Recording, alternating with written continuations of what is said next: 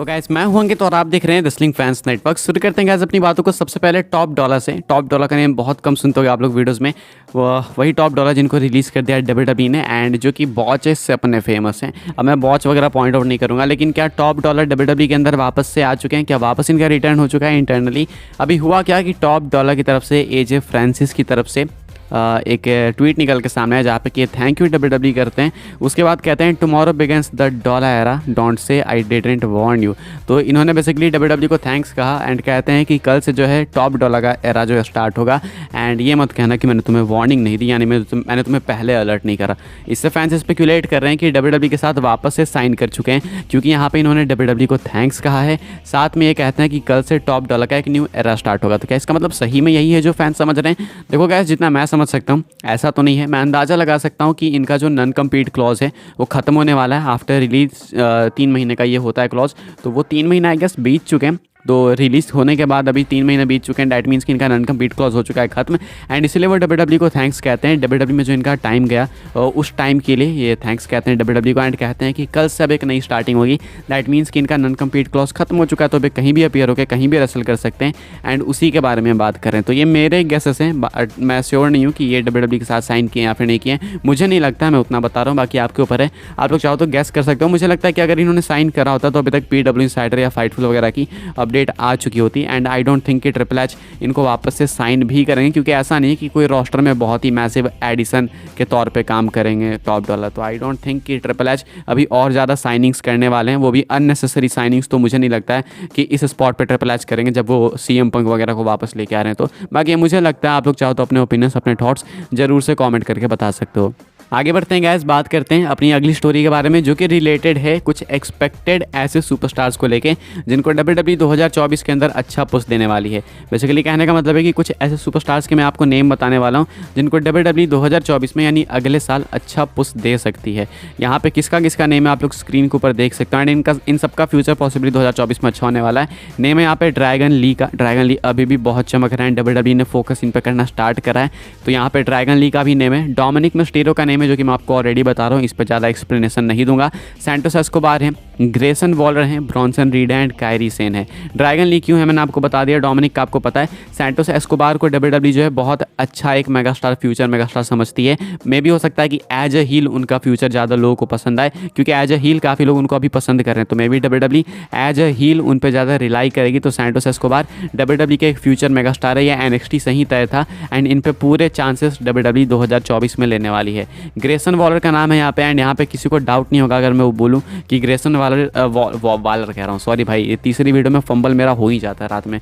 Grayson Waller जो है WWE के कुछ टॉप टैलेंट्स में से एक होंगे एंड यहाँ पे जितने भी नेम्स हैं वो WWE के कुछ आने वाले टॉप टैलेंट्स में ही होंगे। तो ग्रेसन वॉलर क्यों जाने जाते हैं, क्यों फेमस, सबको मालूम है। जो केफ है वो मेंटेन करते हैं, कैरेक्टर मेंटेन करके रखते हैं एंड जिस तरीके से TV पे उनकी एंटिंग्स है भाई, वो चीज़ लोगों को काफ़ी पसंद आती है। तो ग्रेसन वॉलर में भी 2024 के अंदर WWE से एक अच्छा पुश रिसीव करते हुए दिख सकते हैं। अभी भी वो लाइमलाइट के अंदर है, ऐसा नहीं कि नहीं है एंड जरूरी नहीं है कि WWE ही उनको पुश दे। ग्रेसन वॉलर जो है ऐसे भी काफ़ी लाइमलाइट में रहता है अपने ट्विटर वगैरह की वजह से। जो भी वो हरकतें करते हैं सोशल मीडिया पे, उस वजह से वैसे भी लाइमलाइट के अंदर रहते हैं, बेसिकली कंट्रोवर्सीज के अंदर रहते हैं।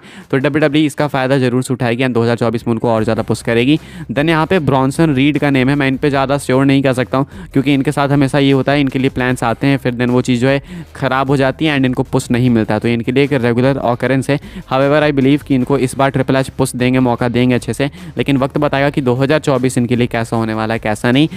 एंड में नेम है कायरी सेन का। I think Kairi Sen already काफ़ी एस्टैब्लिश्ड हैं, लेकिन 2024 में WWE इनके ऊपर भी, इनके लिए भी पूरे चांसेस लेते हुए दिख सकती है। तो अभी के हिसाब से ये कुछ टॉप के नेम्स हैं जिन पर WWE का मेन फोकस है। इसके अलावा भी करेंगे ही करेंगे Dragon Lee, Dominik Mysterio, Santos Escobar, Grayson Waller, Bronson Reed and Kairi Sane women's division से। तो ये कुछ नेम्स निकल के सामने आए थे, तो मुझे लगा आपको बता देते हैं।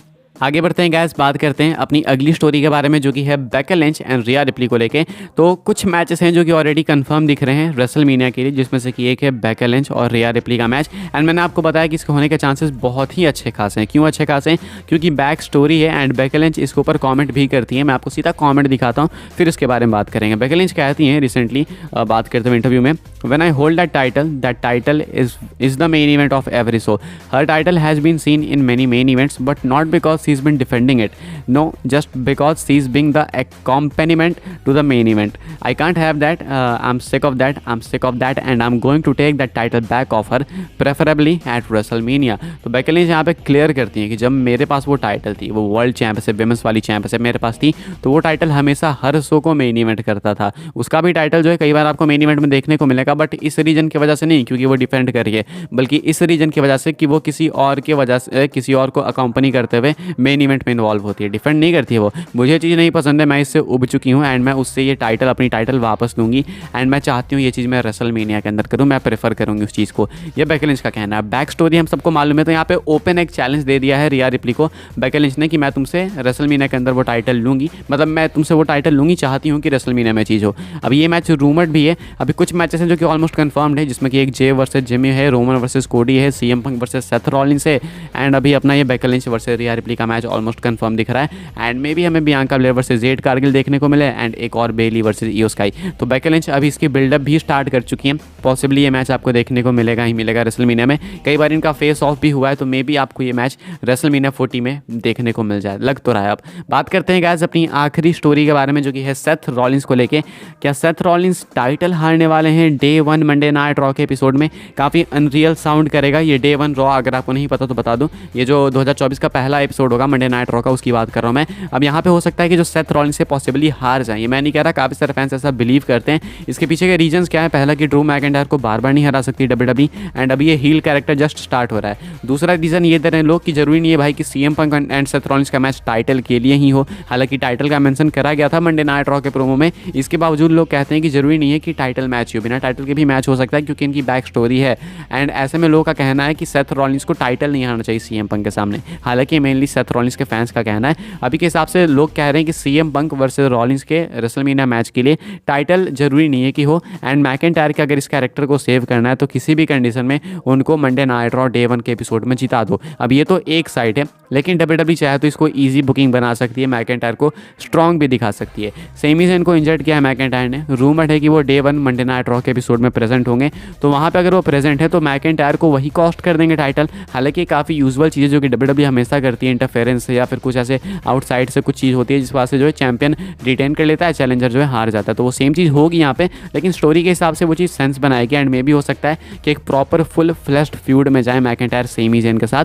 तो ये एक ऑप्शन है जो कि डब्ल्यूडब्ल्यूई कर सकती है। काफ़ी सारे लोग चाहते हैं कि मैकिंटायर बन जाए चैंपियन, क्राउड के सामने फाइनली जीते, क्योंकि कई बार हुआ है कि क्राउड के सामने उनको अपॉर्चुनिटी मिली लेकिन वो चैंपियन बन नहीं रहे। स्टिल सेम चीज़ यहाँ पे डब्ल्यूडब्ल्यूई अगर करेगी तो थोड़ा बेकार होगा, इसलिए फैंस कहते हैं कि मैकिंटायर को जिता देना चाहिए। बाकी आपके क्या थॉट्स हैं कमेंट करके बताना, वीडियो को लाइक करना, शेयर करना, सब्सक्राइब करना चैनल को, ताकि आने वाले टाइम में आपको और बेस्ट डब्ल्यूडब्ल्यूई की न्यूज़ रूम अपडेट्स मिलते रहे। फॉलो कर सकते हैं मुझे इंस्टाग्राम एंड ट्विटर पर, लिंक आपको मिल जाएगा डिस्क्रिप्शन में। ज्वाइन कर सकते हैं व्हाट्सएप चैनल को, उसके भी लिंक है डिस्क्रिप्शन में। मिलता है नेक्स्ट ऑफर काफ़ी इंटरेस्टिंग वीडियो में।